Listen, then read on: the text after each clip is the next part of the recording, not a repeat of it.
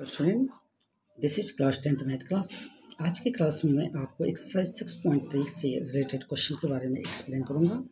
और एक्सरसाइज 6.3 का क्वेश्चन 1 है, state which pair of triangle in figure 6.34 are similar, write the similarity criteria use by you for answering the question and also write the pair of similar triangle in the symbolic form.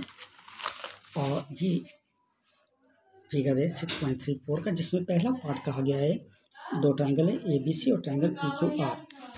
जब हम इसे solve करते हैं तो हम ये पाते हैं कि angle A equal to angle P है जो कि 60 degree, angle B equal to angle Q है जो कि 80 डिग्री, और angle C equal to angle R है जो कि 40 डिग्री का है।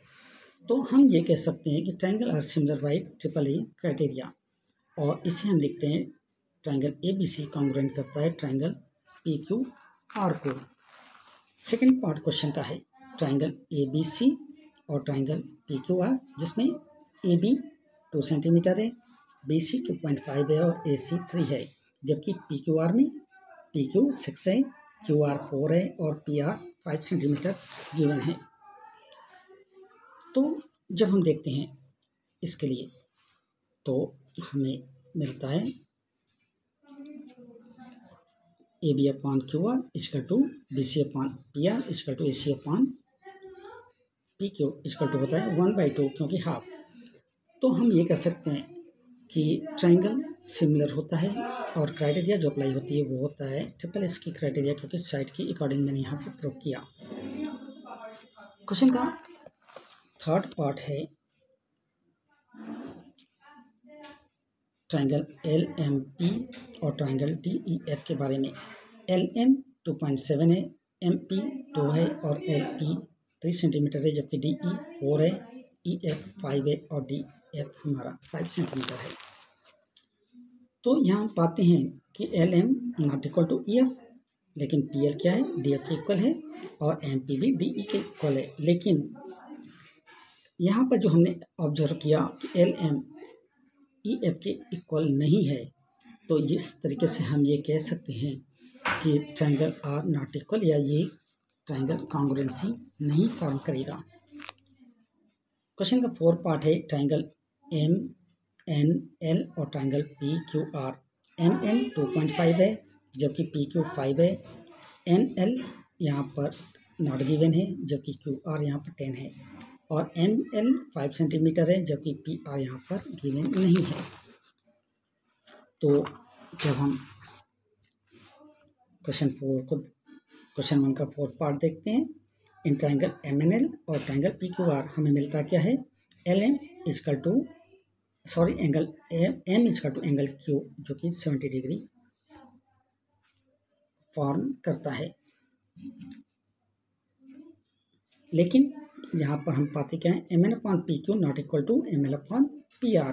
तो इस तरह से हमें कह सकते हैं कि ट्राइंगल जो है इक्वल नहीं है, और ये हमारे एस एस के क्राइटेरिया को भी फॉलो नहीं कर। अब मैं क्वेश्चन 1 का फोर्थ पार्ट एक्सप्लेन करने के बाद डायरेक्ट आता हूँ क्वेश्चन 2 पर।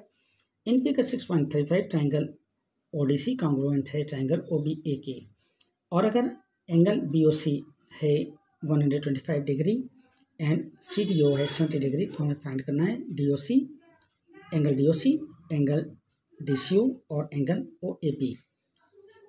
6.35 का ये यहाँ पर आप देखिए इमेज बना हुआ है। तो जब इस क्वेश्चन को मैं सॉल्व करता हूँ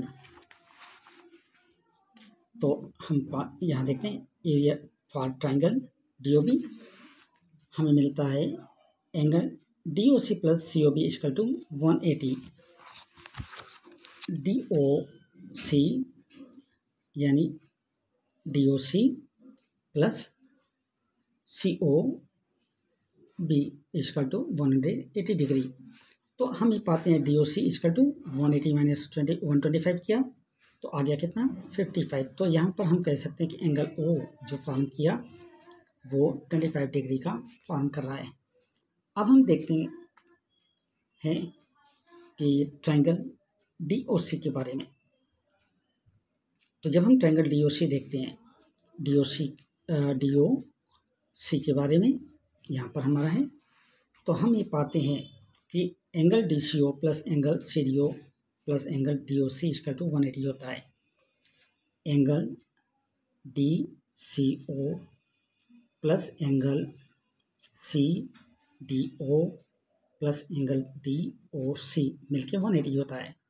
then angle D C O यानी डी सी ओ कितना होगा, तो उसके लिए हमने किया 180 से 70 प्लस 55, 70 प्री गिवन है और 55 अभी यहाँ पर निकाला गया। तो ये जब निकला तो मैंने इसको यानी 70 प्लस 55 को 180 से मैंने सब्ट्रैक्ट किया, तो वैल्यू मिला हमें 125 था, जो इस यानी 180 माइनस 125 करने पर हमें मिलता है 55 डिग्री। तो हम ये कह सकते हैं कि एंगल डी सी ओ भी 55 डिग्री का होता है। अब जैसा कि गिवन है triangle O D C congruent करता है ट्रायंगल ओ बी ए को, तो हम ये पाते हैं कि O A B equal to angle O C D corresponding angle are equal होता है। तो यहाँ पर हमने पाया कि एंगल ओ ए बी भी 55 डिग्री का होगा। तो फाइनली हम ये सब कह सकते हैं कि एंगल डी ओ सी 55, एंगल डी सी ओ 55 और एंगल ओ ए बी भी 55 डिग्री का होता है। एक्सरसाइज 6.3 के क्वेश्चन नंबर 2 के इस क्वेश्चन के साथ आज के इस क्लास को मैं ओवर करता हूँ। कल की क्लास में कुछ नए क्वेश्चन के साथ आपसे फिर मुलाकात होगी। तब तक के लिए थैंक यू वेरी मच।